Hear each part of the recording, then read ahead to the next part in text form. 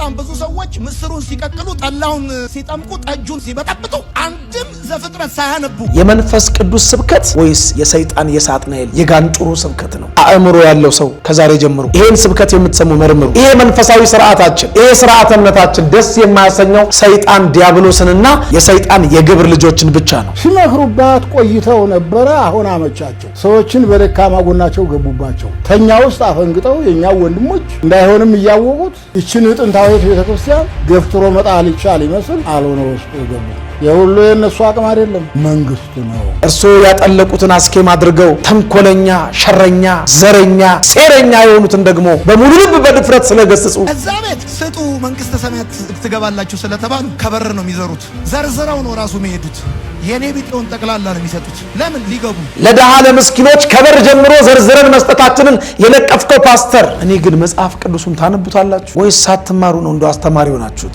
ክርስቲያኖቹን ስርዓት አልበኛ ልታረጉ የምትተጉትን እንዳንተ አይነቶቹን ሰባኪ ነን ባዮችን ገስጿቸው ይላል እግዚአብሔር ቃል። ሃይማኖታቸውን እየካዱ ማይተባቸውን እየበጠሱ ብዙዎች ለአውሬው መንጋድ ጠራጊ ወደ ሆኑት ወደ መናፍቃን ድንኳን ጉረኖ እየገቡ ያለበት ዘመን ላይ ያለ ነው። ለምን? ትንቢቱ ይፈጸም ዘንድ ግድ ስለሆነ። የማታውቁ ሃይማኖት ድርጅት የሚመስላችሁ የዋሃን አረምነካችሁን አይናችንን በአመልካይ ጣታችሁ ጠነቆላችሁ እንጂ በእግዚአብሔር ስም አይደለም የሚለው፣ በክርስቶስ ስም አይደለም የሚለው፣ በደቀ መዝሙር ስም ብቻ ቀዝቃዛ ጽዋ ውሃ የሚያጠጣ ዋጋው አይጠፋበትም። ምን ይሆን እግዚአብሔር የሚሰጠን ዋጋ? ዶላር ነው? ፓውንድ? አሁን በከተማው እንደሚታደላችሁ ብዙ ሺህ ካሬ ሜትር ቦታ እዛ ቤት ደግሞ እናንተ ቤት ማለት ነው ስጡ ይሰጣችሁማል የሚለው የመጽሐፍ ቅዱስ ቃል ዲያብሎስ አይነ ልቦናችሁን ሸፍኖባችሁና ጋርዶባችሁ ስለማትሰብኩ ለናንተ ጥቅማችሁ እንጂ ለድሃ የሚሆን ስጦታ እንዳይሰጥ ምእመናንን ስለምትሰብኩ አንድ የኔ ቢጤ በራፋችሁ ላይ የለም። ቺ ቤተ ክርስቲያን ላይ ጣታችሁን መጠቆም እስካላቆማችሁ ድረስ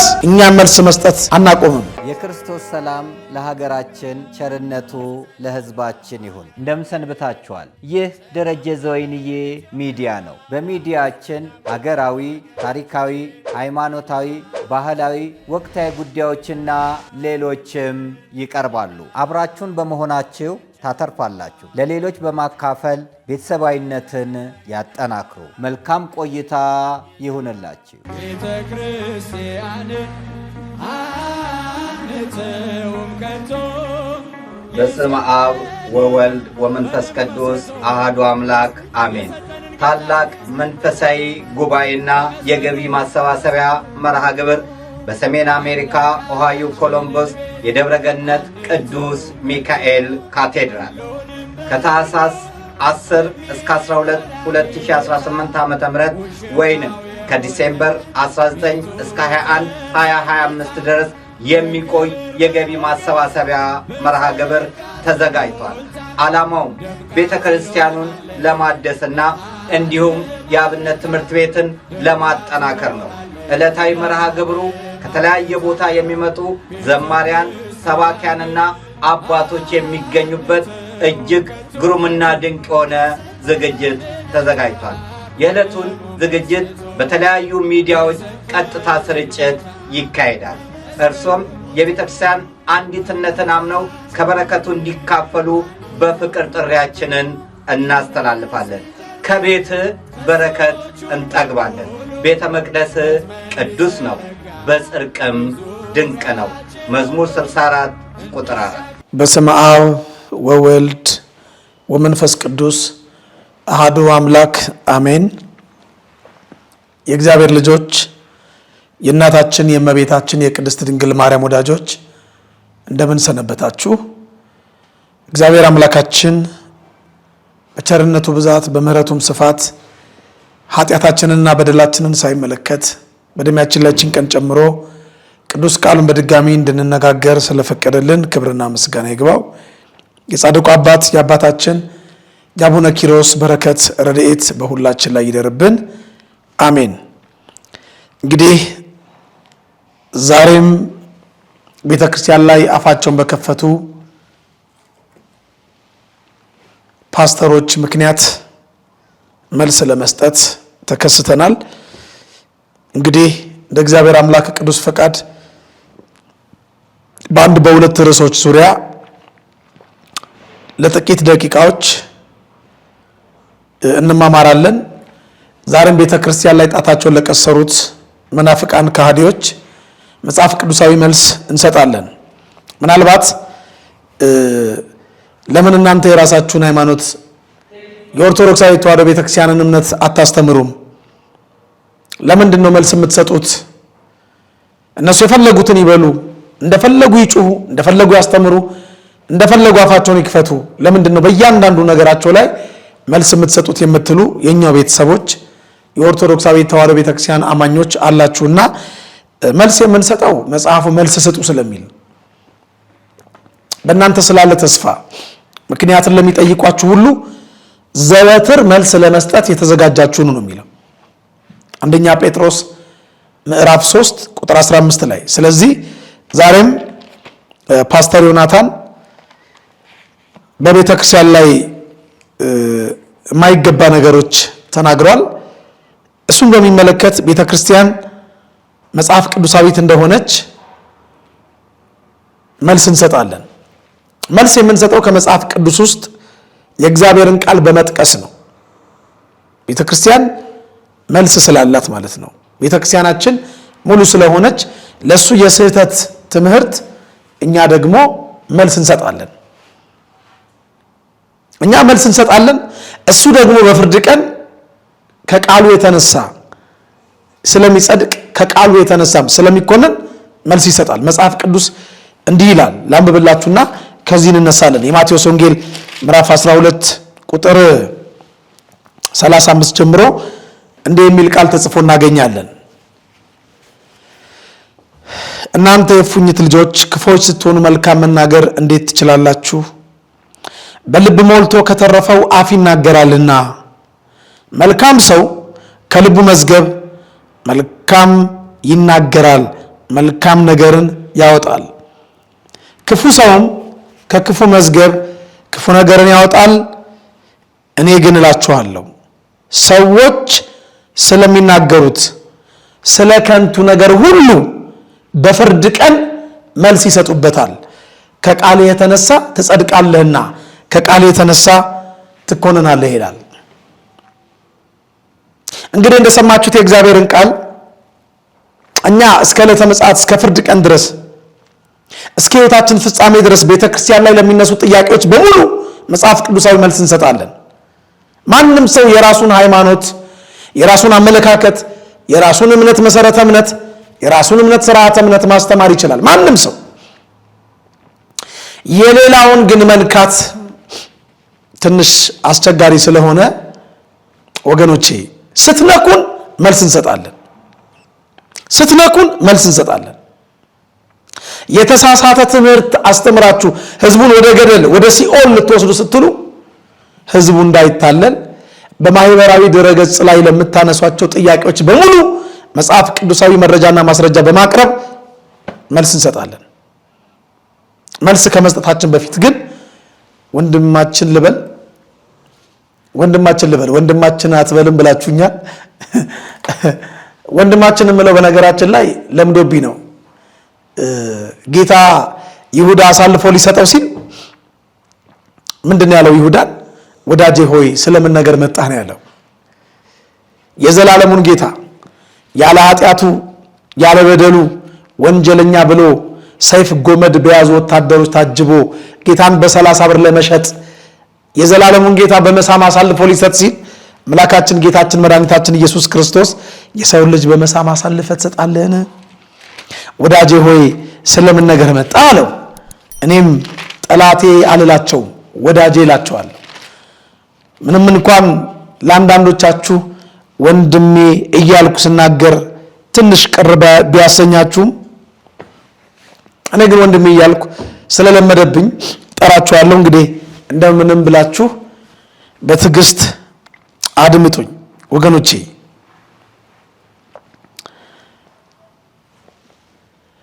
ቤተ ክርስቲያናችንን የሚያገለግሉ አባቶቻችን ካህናት፣ መሪጌቶች፣ ቀዳሲያን፣ ዲያቆናትን፣ የደብረ አለቆችን፣ ሊቃነ ጳጳሳትን ከአገልግሎት በኋላ እንጀራ በመጋገር ወጥ በመስራት ምግብ በማዘጋጀት የሚደክሙትን ምስሩን ሲቀቅሉ ዝክር ሲዘክሩ ምናምን ብሎ ወንድማችን ፓስተር ዮናታን ሲሳደብ ሲነቅፍ ቤተክርስቲያናችንን ሲያዋርድ ሰምተነዋል። ማህበራዊ ድረገጽ ላይ እንደው ምንድነው የሚለው ሃይማኖታዊ ስርዓት ወይም በሃይማኖታዊ ስርዓት ላይ ትኩረት የሚያደርግ ሰው እግዚአብሔር ላይ ሳይሆን ለእግዚአብሔር በሚያደርገው ነገር ላይ ነው ትኩረት የሚያደርገው፣ ዕጣኑ ላይ ነው ትኩረቱ ወዘተ እያለ ሲናገር ሰምተነዋል። እስቲ ቪዲዮን ተመልክተን እንመለሳለን። በጣም ብዙ ሰዎች ምስሩን ሲቀቅሉ ጠላውን ሲጠምቁ ጠጁን ሲበጠብጡ አንድም ዘፍጥረት ሳያነቡ ቆሮንቶስን ሳያነቡ ዝክር ሲዘክሩ ተስካር ሲያወጡ የተለያየ ነገር ሲያረጉ ቆሮንቶስ ላይ አውጣ ስትላቸው ዘፍጥረት ላይ የሚከፍቱት ለዛ ምን እያልኩ ያለሁት ሃይማኖታዊ ስርዓት ትኩረትን የሚያደርገው እግዚአብሔር ላይ ሳይሆን ለእግዚአብሔር በምታደርገው ነገር ላይ ነው። ዕጣኑ ላይ፣ ጉዝጓዙ ላይ፣ ልብሱ ላይ፣ ግብዣው ላይ፣ ድንኳኑ ላይ ምናምን በቃ ለበዓላት ሳስብ ያ ሕፃን ልጅ ትዝ ይለኛል። 2 ዓሣና 5 እንጀራ ይዞ ኢየሱስ ሲያስተምር እናቱ ለምሳው ለራት ቋጥራለታለች። ኢየሱስ ሲያስተምር ኢየሱስን እያየ ምሳውን ሳይበላ የመሸበት ልጅ ኢየሱስ ሲገባ ትኩረት የሚሆነው ኢየሱስ ላይ ነው። አቤት ፍርፍሩን ፍትፍቱም አይደለም። እንግዲህ እንዳያችሁት ወንድማችን ምስሩን ሲቀቅሉ ዝክር ሲዘክሩ ወዘተርፈ እያለ ሲናገር ሰምተናል። ዕጣኑን ሲነቅፍ ሰምተናል። ይሄ መንፈሳዊ ስርዓታችን፣ ይሄ ስርዓተ እምነታችን ደስ የማያሰኘው ሰይጣን ዲያብሎስንና የሰይጣን የግብር ልጆችን ብቻ ነው። በመጀመሪያ ደረጃ ዝክር ማለት መታሰቢያ ማለት ነው፣ ሌላ ነገር አይደለም። እንዘክራለን ስል እናስባለን። ቅዱሳንን ማሰባችን፣ ሰማዕታትን ማሰባችን፣ ቅዱሳን መላእክትን ማሰባችን፣ እመቤታችን ቅድስት ድንግል ማርያምን እያሰብን መታሰቢያ በዓላቸውን በሚበላና በሚጠጣ ማከናወናችን ያስከብረን ያስመሰግነን ይሁን እንጂ አያስነቅፈንም ነበረ። የጻድቃን የቅዱሳን መታሰቢያ ለበረከት ስለሆነ ለመርገም ስላልሆነ መጽሐፈ ምሳሌ ምዕራፍ 10 ቁጥር 7 ላይ የቅዱሳን የጻድቅ መታሰቢያ ለበረከት እንደሆነ እግዚአብሔር ቃል ይነግረናል። መታሰቢያቸውን እናደርጋለን። መታሰቢያቸውን ስናደርግ በሚበላ በሚጠጣ ደግሞ መሆኑ መጽሐፍ ቅዱሳዊ ነው።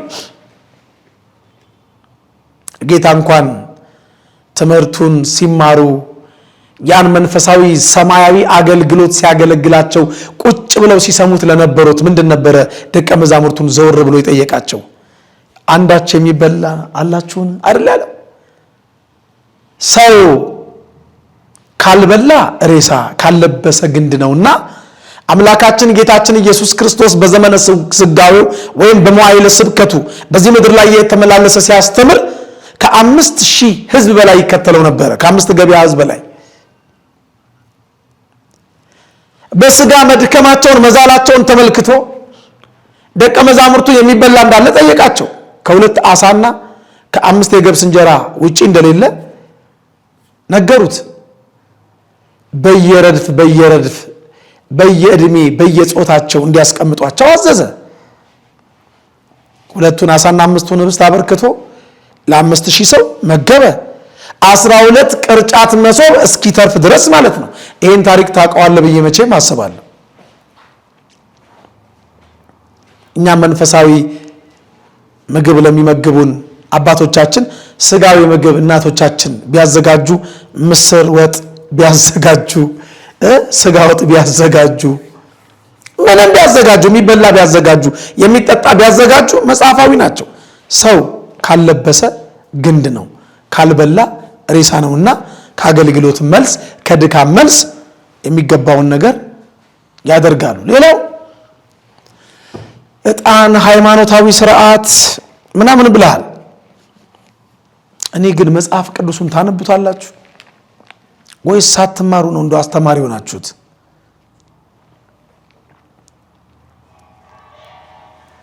በነገራችን ላይ ቆሮንጦስ እያልክ ነው ስትናገር የነበረው። ቆሮንጦስ የሚባል የመጽሐፍ ቅዱስ ክፍል የለም።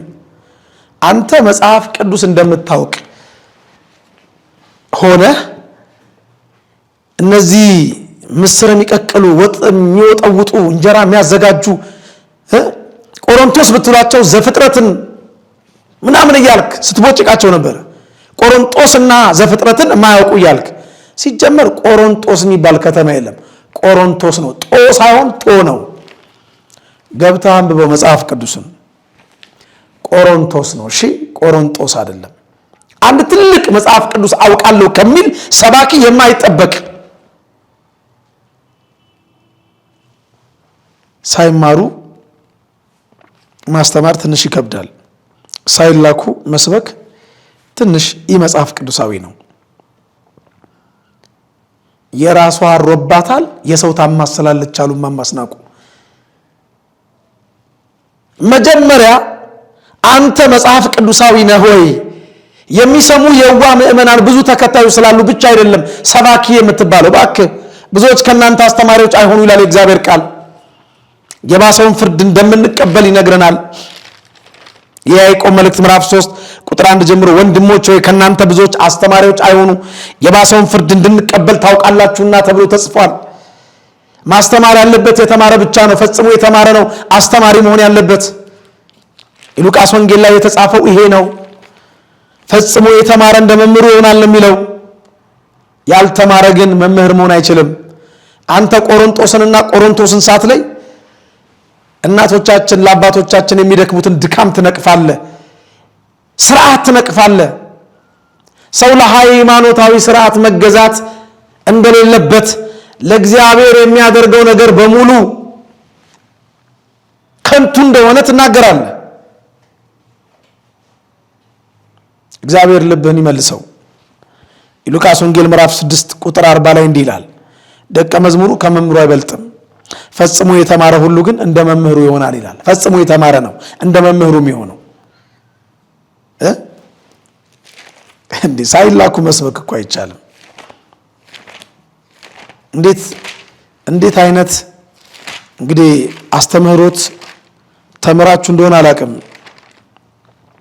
አስተማሪዎች የሆናችሁት ሰባኪ የሆናችሁት ቅዱስ ጳውሎስ በሮሜ መልእክቱ ሮሜ ምዕራፍ 10 ቁጥር 14 ላይ እንዲህ ይላል፣ እንግዲህ ያላመኑበትን እንዴት አድርገው ይጠሩታል? ባልሰሙትስ እንዴት ያምናሉ? ያለ ሰባኪስ እንዴት ይሰማሉ? መልካሙን የምስራች የሚያወሩ እግሮቻቸው እንዴት ያማሩ ናቸው ተብሎ እንደተጻፈ ካልተላኩ ግን እንዴት ይሰብካሉ ይላል። ሳይላኩ መስበክ አይቻልም። ደፋሮች ናችሁ። ቅዱስ ዳዊት የድፍረት ኃጢአት እንዳይገዛኝ ባሪያህን ጠብቅ አለ። በጣም ደፋሮች ናችሁ። እንዴት ስርዓተ እምነት ትነቅፋለህ? እንዴት ሃይማኖታዊ ስርዓት አያስፈልግም ትላለህ? እንደ መጽሐፍ እኮ የሚለው ሁሉ በአገባብና በስርዓት ይሁን ነው የሚለው። አንደኛ ቆሮንቶስ ምዕራፍ 14 ቁጥር 40 ላይ ሁሉ በአገባብና በስርዓት ይሁን ነው የሚለው። እንዴ ክርስትና መንፈሳዊ ስርዓት አለው። እንደውም ያለ ስርዓት የሚሄዱትን ገስጿቸው ነው የሚለው የእግዚአብሔር ቃል። ክርስቲያኖቹን ስርዓት አልበኛ ልታረጉ የምትተጉትን እንዳንተ አይነቶቹን ሰባኪ ነን ባዮችን ገስጿቸው ይላል የእግዚአብሔር ቃል። ስርዓት ወሳኝ ነው። እንዴ ግራ ገባን እኮ። አንደኛ ተሰሎንቄ ምዕራፍ 5 ቁጥር 14 ላይ እንዲህ ይላል፣ ወንድሞች ሆይ እንመክራችኋለን ያለ ስርዓት የሚሄዱትን ገስጿቸው ነው የሚለው እግዚአብሔር ቃል። ያለ ስርዓት የሚሄዱትን አንተ ዛሬ የምትነቅፈውን ይሄንን መንፈሳዊ ስርዓት ቅዱስ ጳውሎስ ግን ይሄን መንፈሳዊ ስርዓት ምንም እንኳን በስጋ ከኛ ጋር ባይኖር በመንፈስ ከኛ ጋር ነውና ይሄን ስርዓተ እምነታችንን እያየ ነፍሱ ሐሴት እንደምታደርግ መጽሐፍ ቅዱስ ላይ ጽፎልናል። ላንብበል እስቲ። ካላነበብንላችሁ ሁሉም ነገር መጽሐፍ ቅዱሳዊ ስለማይመስላችሁ ማለት ነው። የእግዚአብሔርን ቃል እግዚአብሔር ይግለጽላችሁ። የስተት ትምህርት ለምታስተምሩ ሰባኪያንን ባዮች ፓስተሮች ቆላሲስ ምዕራፍ 2 ቁጥር 5 ላይ እንዲህ ይላል፣ ማንም በሚያባብል ቃል እንዳያስታችሁ ይህን እላለሁ ካለ በኋላ በሥጋ ምንም እንኳን ብርቅ በመንፈስ ከእናንተ ጋር ነኝና ሥርዓታችሁን በክርስቶስም ያለውን የእምነታችሁን ጽናት እያየው ደስ ይለኛል አለ።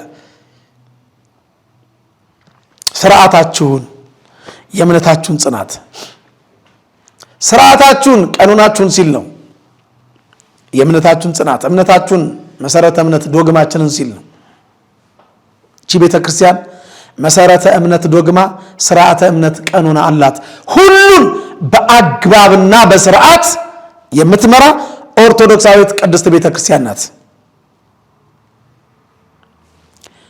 ምን ገስጻችሁ ያለ ሥርዓት የሚሄዱትን ገስጿቸው ስለሚል ነው። ይህም ብቻ አይደለም። ዕጣኑን ወቅሰሃል። ዕጣን መንፈሳዊ እንዳልሆነ፣ ዕጣን መጽሐፍ ቅዱሳዊ እንዳልሆነ፣ ዕጣን ማጤኑ ላይ ነው ትኩረት ምናምን ነገር ብለሃል። ለአባቴ ነቢዩ እግዚአብሔር መንፈስ ቅዱስ ወደፊት ሊሆን ያለውን ነገር በትንቢት መነጽር ገልጦለት ነቢዩ ሚልኪያስ አይደለም ሚልኪያስ እንዲህ ብሎ ጽፏል። አነብልሃለሁ። ትንቢተ ሚልኪያስ ምዕራፍ 1 ቁጥር 11 ጀምሮ የተጻፈውን የእግዚአብሔር ቃል ከፀሐይ መውጫ ጀምሮ እስከ መግቢያዋ ድረስ ስሜ በአሕዛብ ዘንድ ታላቅ ይሆናልና በየስፍራውም ለስሜ ዕጣን ያጥናሉ ይላል። በየስፍራውም ለስሜ ምን ያጥናሉ? ዕጣን ያጥናሉ። ይህንን ምናልባት ብሉይ ኪዳን ላይ ነው ብለህ ልታጣጥለው ወይም ልጥለው ታስብ ይሆናል። አዲስ ኪዳን ላይ ቅዱስ ዮሐንስ በፍጥሞ ደሴት ሆኖ በራእዩ ሲመለከት የቅዱሳኑ ጸሎት ከምኑ ጋር ወደ ሰማይ ወጣ እንደሚል ታውቃለህ? እስቲ ላንብብልህ። የዮሐንስ ራእይ ምዕራፍ 8 ቁጥር 5 ቁጥር 4 ጀምሮ እመለከተዋለሁ። እንደውም ቁጥር 3 ከፍ ልበልልህ ደስ የሚል ቃል ስለሆነ። ሌላም መልአክ ወጣና የወርቅ ጽና ይዞ ይላል በመሰዊያው አጠገብ ቆመ። በዙፋኑም ፊት ባለው በወርቅ መሰዊያው ላይ ለቅዱሳን ሁሉ ጸሎት እንዲጨምረው ብዙ ዕጣን ተሰጠው። የዕጣኑም ጢስ ከቅዱሳን ጸሎት ጋር ከመልአኩ እጅ በእግዚአብሔር ፊት ወጣ ይላል። እንግዲህ በሰማይም ያለውን ዕጣን እንግዲህ ከቻልክ ተከታዮችን ሰላማዊ ሰልፍ አስወጥተህ ማስቀረት ትችል እንዲሆን ሞክረው፣ ግን አይቻልም። ራእይ 5 ቁጥር 8 ላይም እንዲህ ይላል፣ መጽሐፉንም በወሰደ ጊዜ 24 እንስሶችና 24ቱ ሊቃናት በበጉ ፊት ወደቁ። እያንዳንዳቸውም በገናንና የቅዱሳን ጸሎት የሆነ ዕጣን የሞላበትን የወርቅ ዕቃ ያዙ ይላል። ዕጣን ቅድስት ቤተ ክርስቲያናችን የምታጥነው የዕጣኑን መስዋዕት የምትሰዋው መጽሐፍ ቅዱሳዊ ስለሆነ ነው።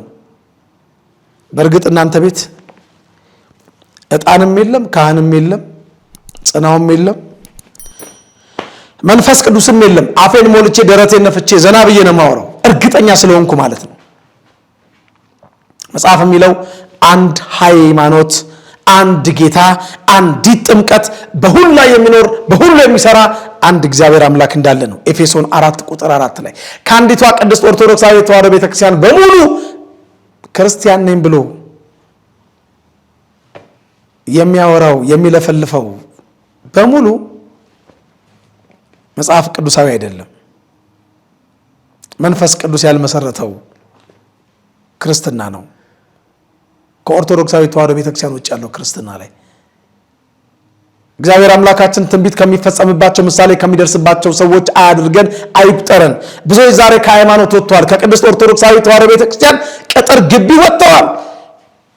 ሃይማኖታቸውን እየካዱ ማዕተባቸውን እየበጠሱ ብዙዎች ለአውሬው መንጋድ ጠራጊ ወደ ሆኑት ወደ መናፍቃን ድንኳን ጉረኖ እየገቡ ያለበት ዘመን ላይ ያለ ነው። ለምን? ትንቢቱ ይፈጸም ዘንድ ግድ ስለሆነ። እኛ ግን በጠበበው ደጅ ግቡ ስለተባለ በጠበበው ደጅ በኦርቶዶክሳዊት ቅድስት ተዋሕዶ ቤተክርስቲያን መጽሐፍ ቅዱሳዊ በሆነችው እምነት እስከ ሕይወታችን ፍጻሜ ድረስ እንድንጸና እግዚአብሔር ይርዳን። እናንተም ወደዚህ ህይወት ወደዚህ እውነት እንድትመጡ እግዚአብሔር መንፈስ ቅዱስ ይርዳችሁ። እግዚአብሔር መንፈስ ቅዱስ የሌለበት ባዶ አዳራሽ ስለሆነ ነው ከመጽሐፍ ቅዱስ ውጪ የወጣ ነገር የምትሰብኩት። መጽሐፍ ቅዱሳዊ ዕውቀት ኖሯችሁ እንኳን ቢሆን ኖሮ እኮ መጽሐፍ ቅዱስን የምትናገሩት ትንሽ እያረምን ቀርበንም ለማስተካከል እየሞከርን ወደ ሃይማኖት እንድትመጡ ማድረግ እንችል ነበር። እናንተ እኮ ሃይማኖት አያድንም ብላችሁ እኮ በድፍረት የምትሰብኩ ሰዎች እኮ ናችሁ። ሃይማኖት የሚለውን ቃል እንኳን ትርጉሙን ማታውቁ፣ ሃይመነ ከሚለው የግዕዝ ግስ የወጣ ሃይመነ አመነ እምነት ማለት እንደሆነ ሃይማኖት የማታውቁ፣ ሃይማኖት ድርጅት የሚመስላችሁ የዋሃን መስኪናን እኮ ናችሁ። ቅድስት ኦርቶዶክሳዊ ቤተክርስቲያን ግን ለእያንዳንዱ ስርዓተ እምነቷ መጽሐፍ ቅዱሳዊ መረጃና ማስረጃ አስደግፋ መልስ መስጠት ትችላለች። እያንዳንዱ ስርዓተ እምነታችን በመጽሐፍ ቅዱስ የተቃኘ ነው። ይህም ብቻ አይደለም። ስለ ምጽዋት ከመጽሐፍ ቅዱስ ውጭ የወጣ ነገር በድፍረት ተናግራል። ወንድሜ እዛ ቤት ብለህ እዛ ቤት ስጡ መንግስተ ሰማያት ትገባላችሁ ስለተባሉ ዘርዝረው ነው እንደሚሰጡታል። እውነት ነው፣ ዘርዝረን ነው የምንሰጠው ለሁሉ እንዲዳረስ። እዚህ ቤት ደግሞ አልክ ገብታችኋል ስለተባለ ገብታችኋል ስለተባለ ገንዘባቸውን አስቀምጦ ነው የሚመጡት። ልክ ነው። ገብታችኋል ብላችሁ የሰበካችሁት ስብከት መጽሐፍ ቅዱሳዊ ግን አይደለም። ከፍርድ ቀን በፊት ማንም መንግስተ ሰማይ መግባቱን አለመግባቱን አያውቅም። ራሳችሁን የምታጸድቁ እናንተ ናችሁ፣ ልባችሁን ግን እግዚአብሔር ያውቀዋል ይላል እግዚአብሔር ቃል። ለዚህ እኮ ነው ኦልሬዲ ጸድቃችኋል፣ መንግስተ ሰማይ ገብታችኋል፣ ድናችኋል ስላላችኋቸው አይመጸውቱም፣ አይጾሙም፣ የእግዚአብሔርን ትእዛዝና ሕግጋት አይጠብቁም። ለምን? ኦልሬዲ ጸድቀዋል። ለምን ይደክማሉ? ይሄ ግን የመንፈስ ቅዱስ ስብከት ወይስ የሰይጣን የሳጥናኤል የጋንጩሩ ስብከት ነው? አእምሮ ያለው ሰው ከዛሬ ጀምሮ ይሄን ስብከት የምትሰሙ መርምሩ። ሰው ንስሐ ካልገባ፣ ሚስጥራትን ካልፈጸመ፣ ስለ በደላችንና ስለ ኃጢአታችን ካላለቀስን፣ አቤቱ እንደ ቸርነት ነው እንጂ እንደ በደላችን አይሁን ብለን ካልለምንን፣ በመንግስት በመጣ ጊዜ አስበን እያልን ካልጾምን፣ ካልጸለይን፣ በልባችን የላይኛው መንገድ እንድናስብ ካላደረጋችሁ እናንተ ሰባኪያን ነን ባዮች እንዴት ህዝቡን እየነዳችሁ ወደ ሲኦል ትከቱታላችሁ? ጸድቀሃል፣ ድነሃል፣ ጌታ ጾሞልሃል፣ ጾሞልሻል እያላችሁ ከጾም የከለከላችሁ እናንተ፣ አትመጽውቱ ብላችሁ የምትሰብኩ እናንተ ነካችሁን እኮ ነካችሁን። ኧረ ምን ነካችሁን? አይናችንን በአመልካይ ጣታችሁ ጠነቆላችሁ እንጂ እዛ ቤት ስጡ መንግስተ ሰማያት ትገባላችሁ እንላለን። እኛ የምንለው መጽሐፍ ቅዱሱ የሚለውን ብቻ ነው። እኛ የዚህ የመጽሐፍ ቅዱስ የምናስተጋባ ወይም የዚህ የመጽሐፍ ቅዱሱ የገደል ማሚቴዎች ነን። ይሄ የሚለውን መልሰን የምንል ማለት ነው። የገደል ማሚቱ መቼም ታውቃለህ። እኛ የመጽሐፍ ቅዱሱ የገደል ማሚቴዎች ነን። መጽሐፍ ቅዱሱ የሚለውን ብቻ የምንል ነን። እስቲ ምናልባት ከራሴ አንቅቼ ከራሴ ፈጥሬ እያወራው እንዳይመስል እስቲ ትንሽ እሱ የተናገራቸውን ተመልክተን እንመለስ። እዛ ቤት ስጡ መንግስተ ሰማያት ትገባላችሁ ስለተባሉ ከበር ነው የሚዘሩት። ዘርዝረው ነው ራሱ የሚሄዱት። የኔ ቢጤውን ጠቅላላ ነው የሚሰጡት። ለምን ሊገቡ። እዚህ ደግሞ ገብታችኋል ስለተባሉ አስቀምጠው ነው የሚመጡት። ባጭር አማርኛ ድኛለሁ። አዎ በጸጋ ድኛለሁ። ጸጋው የሚገባኝን ሳይሆን የማይገባኝን እኮ ነው የሰጠኝ። የሚገባኝ ሞት ነበር፣ ህይወት ሰጠኝ። ይሄንን ፍቅር ጸጋ ተቀብዬ ሳበቃ ወደ እናንተ ስዞር አሁን አክሽን የፍቅር ውጤት ነው እንጂ ሽጉጥ ተደቅኖብህ አይደለም። እንግዲህ እንዳያችሁት ነው ምጽዋት የነፍስን ቁስል ታድናለች። ምጽዋት ገነትን ኋላም መንግስተ ሰማያትን ታወርሳለች። እስቲ ምጽዋት መንፈሳዊ የእግዚአብሔር ቃል ምን እያለ እንደሚያወራለት ትንሽ ላወራላችሁ። ስለ ምጽዋት የእግዚአብሔር ቃል ምንድነው የሚለው? ከብሉይ ኪዳን ልጀምር። ምጽዋት የኃጢአታችንን ስርየት እንድናገኝ ታደርጋለች ስል ጆሮን የሚያሳክከው፣ አይኑን የሚበላው፣ ጸጉሩን የሚያሳሸው፣ አፉን የሚያዛጋው ብዙ ትውልድ እንዳለ አውቃለሁ። ግን እቺ ቤተክርስቲያን ሁሌም እንደምለው በመንፈሳዊው አፍንጫ ስትሸተት ወንጌል ነው ሽታዋ፣ ወንጌል ነው ጠረኗ፣ ወንጌል መጽሐፍ ቅዱስ ብቻ ነው መዓዛዋ። አዎ ምጽዋት ኃጢአትን ታሰሪያለች። ከ66ቱ የመጽሐፍ ቅዱስ ክፍል ነው ማነሳለ። እስቲ ትንቢተ ዳንኤል ላይ ከተጻፈው የእግዚአብሔር ቃል እንነሳ። ትንቢተ ዳንኤል ምዕራፍ 4 ቁጥር 26 ጀምሮ እንዲህ ይላል። ስልጣን ከሰማያት እንደሆነ ካወክ በኋላ መንግስት ይቆይልሃል። ንጉሥ ሆይ ስለዚህ ምናልባት የደህንነት ዘመን ይረዝም እንደሆነ ምክሬ ደስ ያሰኝ፣ ኃጢአትህን በጽድቅ በደልህንም ለድሆች በመመጽወት አስቀር ይላል። ቃሉ ነው የሚለው፣ እኔ አይደለም፣ አባ ገሌም አይደሉም የሚሉት፣ አቡነ ገሌም አይደለም የጻፉት፣ ዲያቆን ገሌም አይደለም የጻፈው። የእግዚአብሔር መንፈስ በዳንኤል ላይ አድሮ ያናገረው የእግዚአብሔር ቃል ነው። በደልህን ለድሆች በመመጽወት አስቀር። አዎ ልክ ነህ፣ ይሄ ብሉይ ኪዳን ላይ ነው ትል ይሆናል። እስቲ ወደ አዲስ ኪዳን እንመለስ። ምጽዋት ኃጢአትን እንደምታስተሰርይ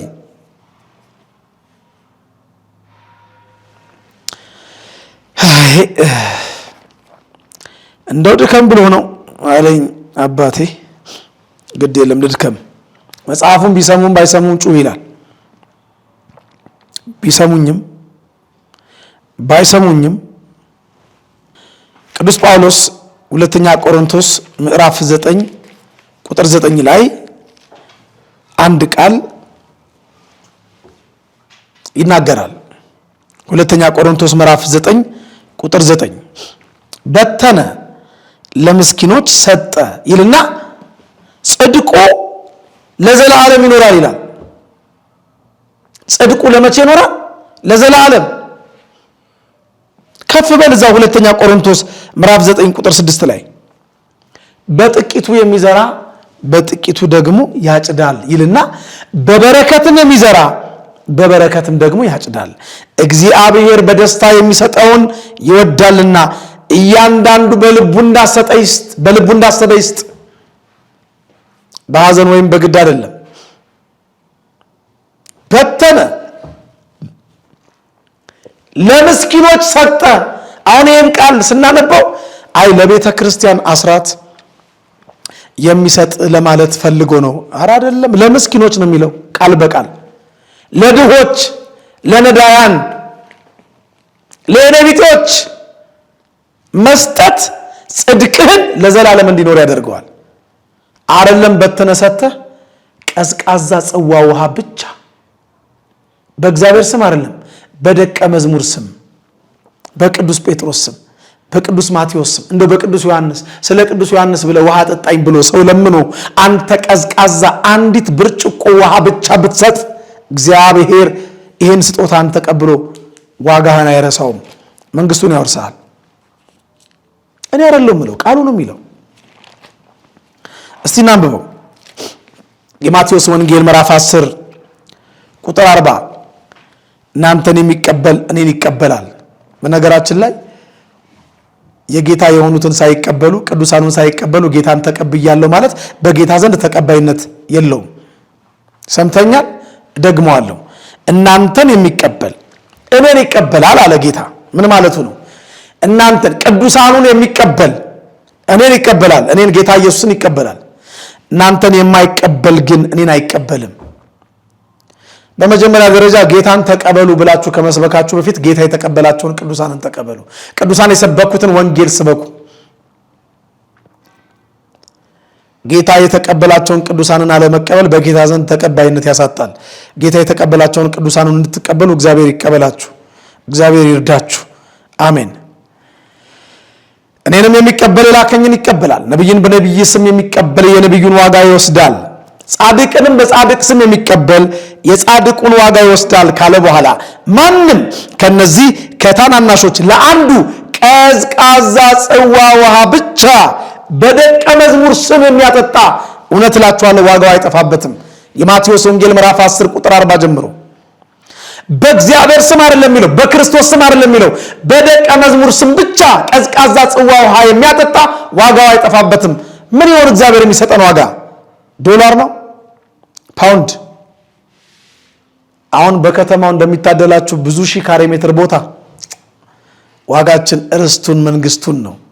እግዚአብሔር አምላክ ሁላችንንም ለዚያ ክብር ያብቃን። አሜን። ወገኖች የዛሬ 20 ዓመት ለየኔ ቢጤ የሰጣችሁትን 20 ሳንቲም እናንተ ረስታችሁታል፣ እግዚአብሔር ግን አይረሳው። የዛሬ 15 ዓመት ቀዝቃዛ ጽዋ ውሃ በጆግ ይሁን በብርጭቆ ለየኔ ቢጤ ውሃ ጠማኝ ላለ ሰው የሰጣችሁትን እናንተ ረስታችሁታል፣ እግዚአብሔር ግን አይረሳውም። ዋጋችሁን በሰማይ ታላቅ ያደርገዋል።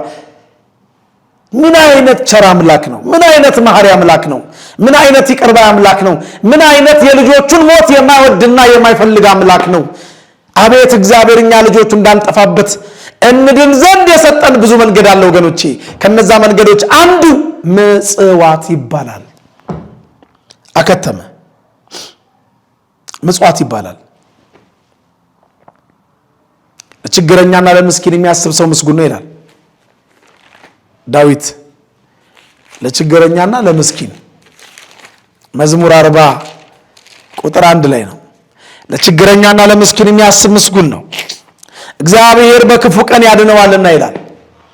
እግዚአብሔር ይጠብቀዋል ሕያውም ያደርገዋል ይላል። እግዚአብሔር ይጠብቀዋል በምድር ሕያውም ያደርገዋል በነፍስ። መዝሙር 40 በቅንፍ 41 ቁጥር 1 ላይ ይህን የእግዚአብሔር ቃል ማየት ይቻላል። ይህም ብቻ አይደለም፣ እዛ ቤት ስጡ መንግስተ ሰማያት ትገባላችሁ። ወደው አይስቋሉ ማማስናቁ ጎረቤቴ ናቸው፣ ነፍሳቸውን ይማረው። ብዙ ተረት አስተምረውኛል። እንዲህ አንድ ወንጌል ሰባኪ ነኝ የሚል ሰው እንዴት ምጽዋት መንግስተ ሰማያት አያስገባም ብሎ ይሰብካል? ጌታ በዳግም ምጽአት በዕለተ ምጽአት እኮ ሲመጣ የሚጠይቀው እኮ በአብዛኛው ጥያቄ ምጽዋት ነው። ላስታውስ ነገሩ አታውቀውም። መጮህ ብቻ። እስቲ በጎቹን በግራ በጎቹን በቀኙ ፍየሎቹን በግራ ላይ ያቆም ሲመጣ የማቴዎስ ወንጌል ምዕራፍ 25 ቁጥር 32 ጀምሮ ጌታ በዕለተ ምጽአት ሲመጣ የሚጠይቀው ለማጽደቅና ለመኮንን ምጽዋት ነው የሚጠይቀው። አነባለሁ። ማቴዎስ 25 ቁጥር 32 ጀምሮ አሕዛብም ሁሉ በፊቱ ይሰበሰባሉ። አሕዛብ ሲል ያላመኑትን ያልተጠመቁትን አይደለም። እዚህ ጋር የሕዝብ ብዙ ቁጥር ነው አሕዛብ። እረኛም በጎቹን ከፍየሎቹ እንደሚለይ እርስ በርስ ይለያያቸዋል። በጎቹን በቀኙ ፍየሎቹንም በግራ ያቆማቸዋል። ንጉሡም በቀኙ ያሉትን እንዲህ ይላቸዋል፣ እናንተ የአባቴ ብሩካን ኑ ዓለም ከተፈጠረበት ጊዜ ጀምሮ። አንዳንድ የእኛም ቤተክርስቲያን አገልጋዮች ዓለም ሳይፈጠር ትላላችሁ። ዓለም ሳይፈጠር ሳይሆን የሚለው ወንጌሉ ዓለም ከተፈጠረበት ጊዜ ጀምሮ ነው የሚለው ቃሉ። የተዘጋጀላችሁን መንግስት ውረሱ ይልና ለምን እንደሚወርሱ ሲነግራቸው ተርቤ አብልታችሁኛልና፣ ተጠምቼ አጠጥታችሁኛልና፣ እንግዳ ሆኜ ተቀብላችሁኛልና፣ ታርዤ አልብሳችሁኛልና፣ ታምሜ ጠይቃችሁኛልና፣ ታስሬ ወደ እኔ መጥታችኋልና። ጌታም ይህን ካለ በኋላ ጻድቃን በጎቹ መልሰው ጌታ ሆይ ተርበህ አይተን መቼ አበላን? ተጠምታ አይተን መቼ አጠጣን? ታርዛ አይተን መቼ አለበስን? እንግዳ ሆነ መጥተህ መቼ ተቀበልን? ሲሉት ጌታ እንዲህ ይላቸዋል። ንጉሡም መልሶ እውነት እውነት እላችኋለሁ ከሁሉ ከሚያንሱ ከነዚህ ወንድሞቼ ለአንዱ እንኳን ስላደረጋችሁ ለኔ ያደረጋችሁ ይላቸዋል። አያችሁ፣ ለድሃ ማድረግ ለማን ማድረግ ነው? መልሱልኝ እንዳልል መቼም ጉባኤ ላይ አይደለንም። ለድሃ ማድረግ ለእግዚአብሔር ማበደር ነው። ነገርኳችሁ። የዛሬ 20 ዓመት የሰጣችሁትን 20 ሳንቲም ረስታችሁታል። እግዚአብሔር ግን አይረሳው። ለድሃ ቸርነት የሚያደርግ ለእግዚአብሔር ያበድረዋል፣ እግዚአብሔርም መልሶ በጎነቱን ይከፍለዋል ይላል እግዚአብሔር ቃል። አይ ኦርቶዶክሳዊት ቅድስት ቤተክርስቲያናችን ደስ ስትል መጽሐፈ ምሳሌ ምዕራፍ 19 ቁጥር 17 ምሳሌ 19 ቁጥር 17 ለድሃ ቸርነትን የሚያደርግ ለእግዚአብሔር ያበድራል በጎነቱን መልሶ ይከፍላል። ለድሃ ለምስኪኖች ከበር ጀምሮ ዘርዝረን መስጠታችንን የነቀፍከው ፓስተር፣ ለድሃ ለምስኪኖች ዘርዝረን ያለንን ለማካፈል በተለይ በዚህ በጾማችን ወቅት የቁርሳችንን ሂሳብ አስልተን ለቁርስ የምናወጣውን ሂሳብ አስልተን ቤተ መቅደሱ ደጃፍ ላይ ለተኮለኮሉት ዓይናቸው ለፈረጠ እጃቸው ለተቆረጠ ለምስኪኖቹ አግኝተው ላጡት እንደኔ አትኑቱ እያሉ ለሚለምኑት በሙሉ እንሰጣለን። ይሄ ደግሞ ስጦታችን እግዚአብሔርን የሚያስከፋው ሳይሆን እግዚአብሔርን የሚያስደስተው ስጦታ ነው። ለምን? ለድሃ ቸርነት የሚያደርግ ለእግዚአብሔር ያበድራልና ደግሞም እግዚአብሔር በጎነቱን መልሶ ይከፍለዋልና። አዎ ምጽዋት መንግስተ ሰማያት ታስገባለች። አዎ ቃሉን የሚለው ቃሉን እንደ ገደል ማሚቱ እያስተጋባን ነው እየነገርን ያለ ነው። ኦርቶዶክሳዊት ቤተክርስቲያን መጽሐፍ ቅዱሳዊት ናት። እግዚአብሔር አምላካችን ከቅድስት ኦርቶዶክሳዊት ቤተክርስቲያን እስከ ሕይወታችን ፍጻሜ ድረስ እንዳንወጣ በእውነት ይርዳን። አሜን። በእውነት የወጡትን የሚመልስልን ሳያውቋት የወጡትን እመቤታችን ቅድስት ድንግል ማርያም ወላዲተ አምላክን ሙጥኝ አድርገው ይኖሩ የነበሩትን በቅዱሳኑ መላእክት ይተማመኑ የነበሩትን አምላካችን ጌታችን መድኃኒታችን ኢየሱስ ክርስቶስን ፈራጅ የባህሪ አምላክ ከአብና ከመንፈስ ቅዱስ ጋር የተካከለ አንድ የባህሪ አምላክ ብለው ከሚያምኑበት ቅድስት ኦርቶዶክሳዊት ቤተክርስቲያን ጉረሞ የወጡትን እግዚአብሔር በቸርነቱ ይመልስልን። የአንድ ምእመን ጥፋት ቤተክርስቲያን ያሳስባታል። የአንድ በግ ጥፋት አሳስቦት ከሰባተኛው ሰማይ ከዙፋኑ ላይ ጌታ መድኃኔዓለም ኢየሱስ እንደወረደ ማለት ነው። አንድ በግ ፍለጋ ምጽዋት ኃጢአትን ታሰሪያለች። ሌላ አይጠይቅም እኮ እንደውም አሁን ጸድቃችኋል መንግስተ ሰማያት ገብታችኋል ብላችሁ የሰበካችኋቸውን እነዛን ምስኪን ተከታዮቻችሁን ሰበኳቸው። ምናልባት ይሄ መልእክት እንዲደርስ እባካችሁ ቲክቶክ ላይም ዩቲዩብ ላይም ሼር በማድረግ በስፋት በጥልቀት በኢትዮጵያ ያሉ ወንድሞቼ ይሄን አማርኛ ቋንቋ መስማት የሚችሉ በሌላ እምነት ያሉ ወንድሞቼ በሙሉ በምጽዋት ላይ የተማሩት የተሳሳተ ትምህርት መጽሐፍ ቅዱሳዊ እንዳልሆነ እንዲረዱ አድርጉልኝ። ለዚህ እኮ ነው እውነት እንነጋገር። እውነት መስክሩ፣ ለህሊናችሁ መስክሩ። የኦርቶዶክስ ተዋህዶ አብያተ ክርስቲያናት በር ላይ ነው የኔ ቢጤዎች በብዛት ያሉት ወይስ የፕሮቴስታንት ቸርች በር ላይ ነው የኔ ቢጤዎች ያሉት? መልሱን ህሊና ላለው ምእመን ትቸዋለሁ። እኛ ጋር ስጡ ይሰጣችሁማል ስለሚል ቃሉ የሚሰጥ ስላለ የሚሰጠው አለ። እዛ ቤት ደግሞ ልክ ባንተ ቋንቋ ልሂድ እስቲ። እዛ ቤት ደግሞ እናንተ ቤት ማለት ነው ስጡ ይሰጣችሁማል የሚለውን የመጽሐፍ ቅዱስ ቃል ዲያብሎስ አይነ ልቦናችሁን ሸፍኖባችሁና ጋርዶባችሁ ስለማትሰብኩ ለእናንተ ጥቅማችሁ እንጂ ለድሃ የሚሆን ስጦታ እንዳይሰጥ ምእመናንን ስለምትሰብኩ አንድ የኔ ቢጤ በራፋችሁ ላይ የለም።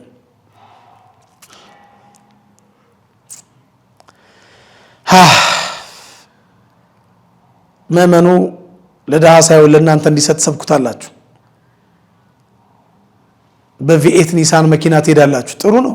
በሄሊኮፕተር ሂዱ። አንተስ ትሉኛላችሁ። አንተስ? አዎ እኔ ላቤን አፍስሼ ወዜን አንጠፍጥፌ ጥሬ ግሬ ሰርቼ ደክሜ ከአንድም 2 3 G+2 G+3 ቤት አላችሁ እናውቃለን። ከታምታችሁ እንደሰራችሁትም እናውቃለን። ለድሃ ከሰጡባችሁ ለእናንተ የሚሰጠው ስጦታ የሚያንስባችሁ መስሏችሁ ለድሃ መስጠት እንደማያጸድቅ እየሰበካችኋቸው እናንተ 2-3 ቪላ አላችሁ፣ አንተስ ትሉኛላችሁ። እኔማ ያው የሚያቀኝ ያቀኛል። አዎ ለፍቼ ጥሬ ግሬ ልሰራ ያሰብኩት ከ5 ዓመት በላይ ፈጅቶብኛል። ሁለተኛውን ስላብ እንኳን ለመጨረስ መከራዬን እያየሁ ሌላውን መጨረስ ተውት። እግዚአብሔር መልካም ነው። ግድ የለም ያላችሁ ይብቃችሁ። የምትኖሩበት መልካም ቤት፣ የምትኖሩት መኪና ምን አይነት እንደሆነ አውቃለሁ ስለምንተዋወቅ፣ በግልም ስለምንተዋወቅ ግድ የላችሁም። ቢያንስ እንኳን እዛኛው ቤት እዚህኛው ቤት እያላችሁ የሰበካችሁትን ስብከት አስተካክሉ። መጽሐፍ ቅዱሳዊ ነው። ቤተክርስቲያን ላይ ጣታችሁን አትጠቁሙ። ቤተክርስቲያን የምትሰብከው ስብከት ይህ መጽሐፍ ቅዱሳዊ እንደሆነ አትስበኩ። እንዴ ነገ እኮ ለእናንተ የሚሰጠው እኮ መባ ቢቆም አንድ ቀን እኮ እንደማትሰብኩ እኮ አውቃለሁ። አንድ ቀን እንደማትሰብኩ እናንተም ቤት ብቻ አይደለም፣ እኛም ቤት ቢሆን እኛም ቤት የአንድ የ3 ወር ደሞዝ አሁን ቢቆም የሚቀድስ ይኖራል ብላችሁ ነው? ያለ ዋጋ የተቀበላችሁትን ያለ ዋጋ ስጡ ነው የሚለው እግዚአብሔር ቃል። ወንጌልን ዋጋ ተኮር አድርጋችሁ አትስበኩ። ወንጌልን ለጥቅም በቃ አትስበኩ።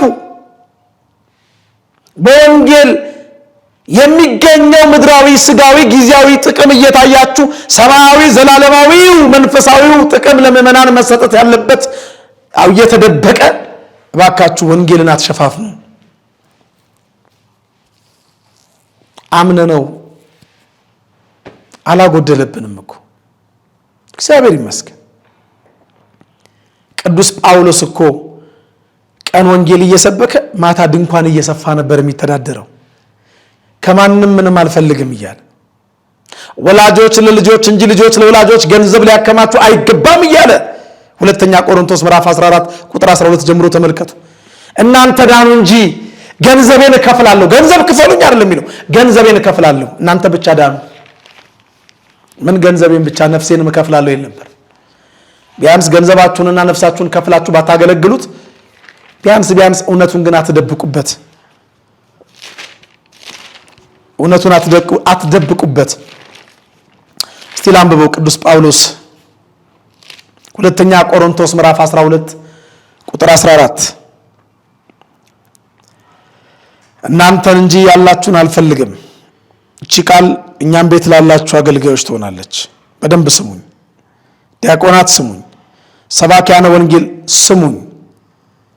ዘማሪያን ስሙኝ። በተለይ ክፍለ ሀገር አገልግሎት ስንሄድ አበል ስንት ነው ብላችሁ የምትደራደሩ ስሙኝ። ህዝብ የሞቀበትና የደመቀበት ስፍራ ብቻ የምትሰብኩ ስሙኝ። ታዋቂ እንጂ አዋቂ ያልሆናችሁ የኛው ቤት ሰባኪዎች ይሄንንም ስሙኝ። ወንጌል እንዲህ ነው ዋጋ የሚያስከፍለው። ወላጆች ለልጆች እንጂ ልጆች ለወላጆች ገንዘብ ሊያከማቹ አይገባቸውምና እኔ ግን ስለነፍሳችሁ በብዙ ደስታ ገንዘቤን እከፍላለሁ፣ ራሴንም እንኳን እከፍላለሁ አለ ጳውሎስ። ራሱን ከፈለ። በንጉሱ በኔሮን ትእዛዝ በሮም አደባባይ ሐምሌ 5 አንገቱ በሰይፍ ተቆርጦ ነው የሞተው። በሰማዕትነት ነው ያለፈው። ስለ ወንጌል ድንኳን እየሰፋ ነበር የሚኖረው።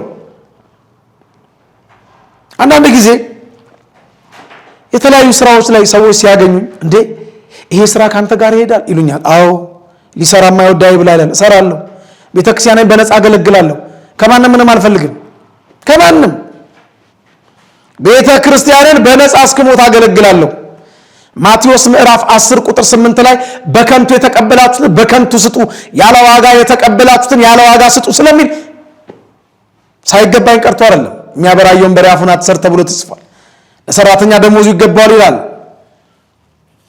ቅዱስ ጳውሎስ። ስለማይገባኝ አይደለም።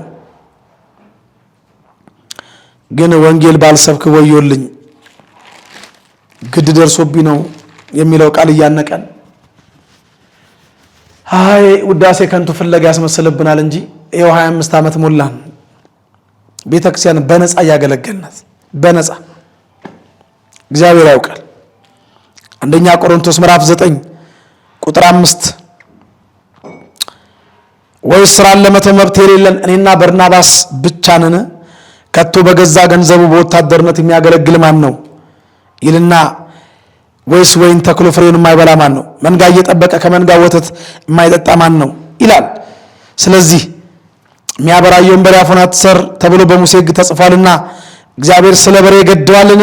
ይህን የሚለው ፈጽሞ ስለኛ አይደለምን እያለ ይዘረዝረዋል። ከዛስ ቁጥር 16 ላይ ምን ይላል መሰላችሁ? ወንጌልን ግን ባልሰብክ ወዮልኝ ግድ ደርሶብኝ ነው ይላል። አንደኛ ቆሮንቶስ ምዕራፍ 9 ቁጥር 16 ወንጌልን ባልሰብክ ወዮልኝ። ይሄ ወዮት አለብን። ለዛ ነው በነፃ ምን ሰብከው። ስለዚህ ምጽዋት አትስጡ። ምጽዋት ባለመስጠት መንግስተ ሰማይ ኦሬዲ በማመናችሁ ብቻ ገብታችኋል እያላችሁ የምትሰብኩትን የሐሰት ትምህርት አቁሙ። ምጽዋት ኃጢአትን ታሰሪያለች ብላ የምትሰብከውን ደሞችን ቅድስት ቤተክርስቲያን መንቀፍና ጣታችሁን እሷ ላይ መጠቆም አቁሙ። ቺ ቤተክርስቲያን ላይ ጣታችሁን መጠቆም እስካላቆማችሁ ድረስ እኛም መልስ መስጠት አናቆምም። ኦርቶዶክስ መልስ አላት፣ ሊያውም መጽሐፍ ቅዱሳዊ መልስ አላት። ሰው እንዴት ወንጌል አውቃለሁ ብሎ በዚህ ልክ ይወርዳል? እንዴት ወንጌል የሚለውን እዚህ ቤት መንግስተ ሰማያት ገብታችኋል ስለተባለ አስቀምጠው ይመጣሉ። የሉቃስ ወንጌል ምዕራፍ 11 ቁጥር 21 ላይ አንድ ቃል ትዝ አለኝ። እቺ ነግራችሁ ልጠቅልል እስቲ። የሉቃስ ወንጌል ምዕራፍ 11 ቁጥር 21 ላምበው እስቲ።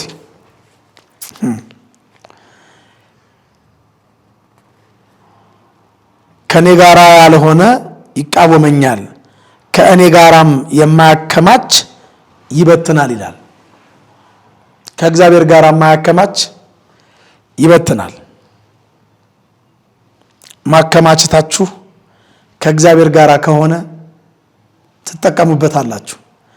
አለበለዚያ ለመስጠት ሳስታችሁ ብታከማችሁ እግዚአብሔር ላለለት ገንዘባችሁን ይለዋል። የሰው ሕይወቱ በገንዘቡ ብዛት አይደለምና ከመጎምጀት ተጠበቁ ደግሞም ተጠንቀቁ ይላል። የሰው ሕይወቱ በገንዘቡ ብዛት አይደለም። ምናልባት በገንዘቡ ብዛት የሚመስለን ካለን ተሸውደናል። የሉቃስ ወንጌል ምዕራፍ 12 ቁጥር 15 የሰው ሕይወቱ በገንዘቡ ብዛት አይደለምና ተጠንቀቁ ከመጎምጀትና ይላል ከመጓጓት ሁሉ ተጠበቁ አላቸው። ምሳሌውንም ነገራቸው ይላል። ስንጠቀልለው ምጽዋት ያጸድቃል።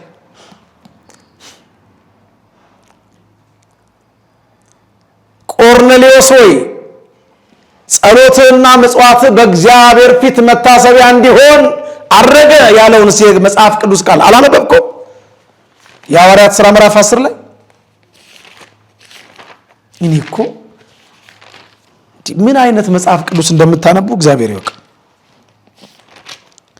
የሐዋርያት ሥራ ምዕራፍ 10 ቁጥር 2 ጀምሮ ላንብበል እስቲ። አንድ በቂሳሪያ ኢጣሊቄ ለሚሉት ጭፍራ የመቶ አለቃ የሆነ ቆርኔሌዎስ የሚባል ጻድቅ ሰው ነበረ። እርሱም ከቤተሰቦቹ ሁሉ ጋር እግዚአብሔርን የሚያመልክና ለሕዝብም እጅግ ምጽዋት የሚያደርግ ወደ እግዚአብሔር ሁሉ የሚጸልይ ሰው ነበር ይላል። አንብበው። ከዛስ እግዚአብሔር መልአክ መጣ። መልአኩም እንዲህ አለው፣ ጸሎትህና ምጽዋትህ በእግዚአብሔር ፊት ለመታሰቢያ እንዲሆን አረገ።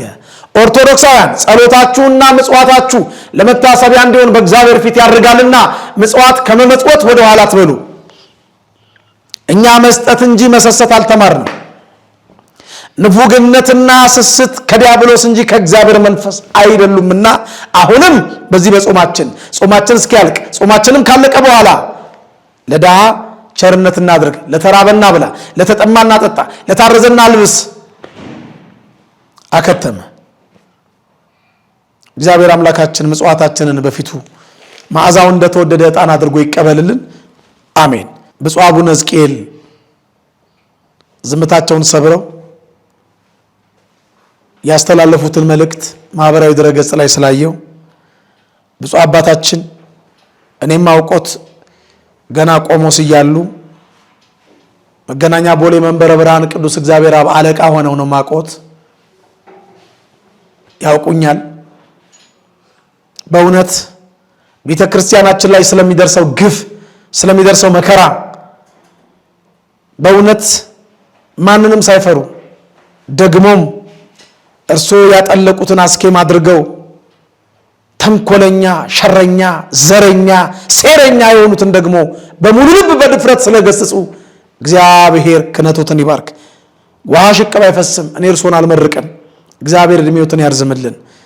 እግዚአብሔር አምላካችን እንደርሱ ያሉትን ብፁዓን አባቶች እድሜያቸውን ያርዝምልን።